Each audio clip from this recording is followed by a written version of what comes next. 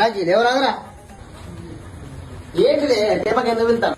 అట్లా కాదురా, నేను పెళ్లికి పోతానా, మందు పత్రాలు తీసుకో, పొలం చల్లి పైసలు తీసుకో, పొలానికి మందు చల్లి దేవుడు పెట్టుకొని నిద్ర చేయడానికి ఎందుకు? నువ్వు మందే చల్లి సాయంత్రం వరకు అచ్చిన సంగతి చెప్తుంది. మందు పత్రాలు తీసుకోవడానికి ఎటువైనా రాకేష్ గారు ఆ చేతిలో పైసలు ఫుల్ మెరుతానయా? ఇద్దామా రాకేష్ గారు?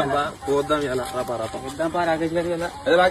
రాకేష్ గారా అన్నా ఏం లేదే, మా అయ్యాల పెళ్లికి పోయాడు, పైసలు ఇచ్చిండు పొలానికి మందు తెమ్మని, అందుకే పోతానా.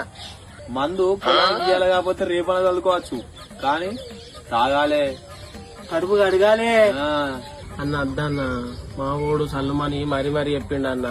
నీకు అంతగానో ఇబ్బంది అయితే సాయంత్రం వరకే డబ్బులు అరేంజ్ చేస్తాం, నువ్వు బాధపడకు. సరే అన్న, మరి సాయంత్రం వరకు సెడి చేస్తారుగా అన్న. సాయంత్రం అయితే పైసలు ఇస్తారు కానీ ఇస్తాను తామి, నువ్వు తాగు. రాకేష్ ఏం చేస్తాడు? రాకేష్ గంట కొడుతున్నావేందే? ఏం చెప్పుకుంటావు? మందు పత్రాలు పైసలు ఇస్తే దోస్తులు ఇదే రాగి మొత్తం పైసలు ఖర్చు పెట్టి మందు బత్తాలు పైసలు ఇస్తే తాగకూడదు అనుకో. నా పైసలతో తాగి నన్నే కొట్టుకుంటారా? ఎంత పోతుందా?